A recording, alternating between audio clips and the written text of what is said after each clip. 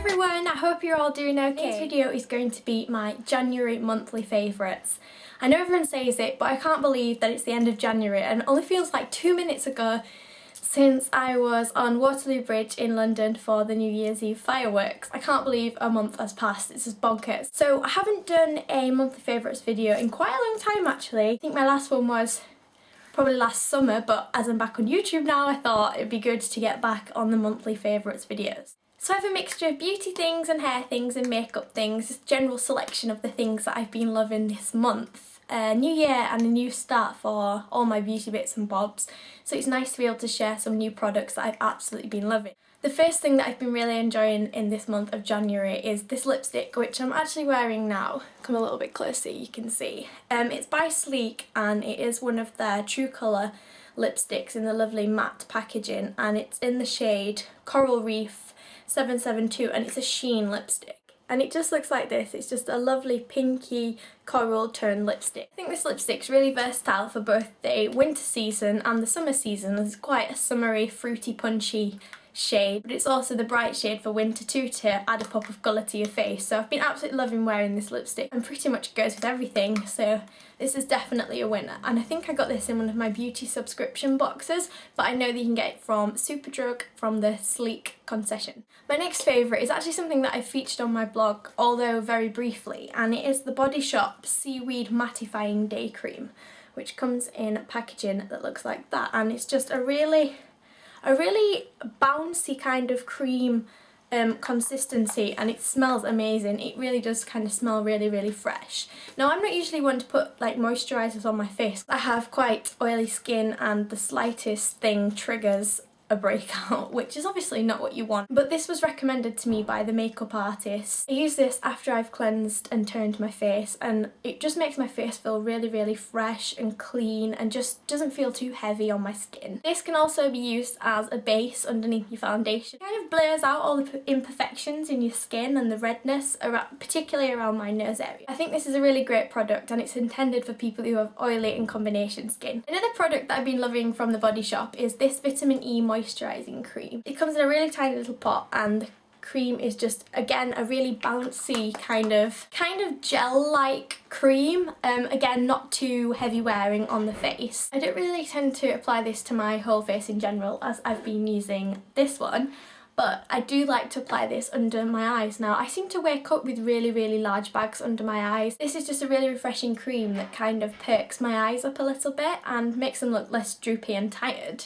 It's also really good to put on before you go to bed as well, so you don't wake up with quite as baggy eyes. My next favourite is actually something that I featured on my blog this week actually, and it is the Milkshake Conditioning Whipped Cream, which looks like this, which smells amazing, I might add. It smells like cream soda if anyone has ever smelled that. Now, I've written a full in-depth review of this product on my blog. I'll link it below if you want to have a look at that, but I just think it's worth mentioning in my favourites.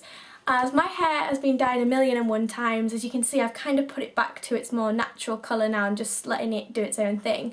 But it's kind of really crispy and dry on the ends. So after washing my hair, I let it dry naturally, and I add a little bit of this conditioning cream on the bottom and the ends of my hair, and it's just really made my ends more supple and more smooth and less crispy and dry, and it's just good to kind of pull through all the areas of your hairs. It doesn't leave it greasy and you can't really tell there's much product residue in there. I mean, I can't tell at all.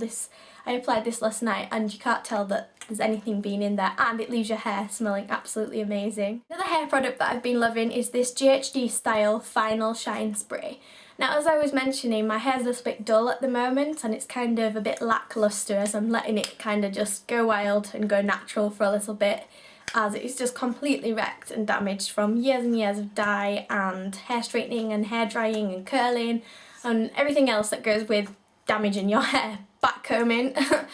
So this kind of sets off my hair a little bit. It kind of gives it a good shine. I've put a little bit in that, you probably won't be able to tell, but it's much more shiny and adds a little bit of kind of dimension to my hair, especially with it all being one block colour now. So I really recommend this if you want to set your final look with something that adds a little bit of shine to your hair, makes it look a little bit more glossy. This product also helps smooth all your kind of flyaway hairs, which I have a lot of. At the moment I'm trying to grow my fringe out from a side parting to more of a middle kind of parting, and I have so many flyaway hairs from my previous fringe that I had. So this helps kind of tame them in kind of a hairspray kind of way, but not as heavy or as sticky as a hairspray. Again, you can't really tell that you've got this product in your hair. Onto a bit of skincare. I've been absolutely loving this Dermalogica Micro Exfoliant. I got this again in one of my beauty subscription boxes, and I've never seen anything like this before in my life. It kind of is kind of a strange product, and I didn't really know what it was, and when I came to use it I spilt it, so it kind of made a mess. But as you can see, it's like a powder formula, which I just tend to put a little bit on the back of my hand before I'm about to exfoliate my face, which I do once a week.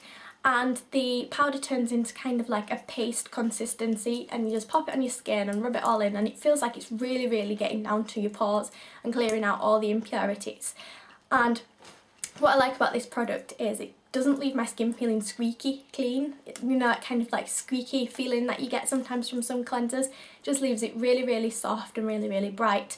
So this would tend to be one of my morning cleansers as opposed to an evening thing, but I only do this once a week anyway, and I really recommend it if you have skin like mine that's obviously prone to breakouts, because it really feels like you're getting down to the nitty-gritty of your skin, and I have not had half as many breakouts as I have since I started using this alongside my normal everyday cleanser, which is the Clean and Clear Deep Action Cream Wash, which is oil free and looks a little something like this. But I'm not going to talk in depth about this because I do this in every single monthly favourite because I just love this. This is my saviour. And finally, my last favourite of the month is actually nail polish, and it's not from a brand that I've normally recognised.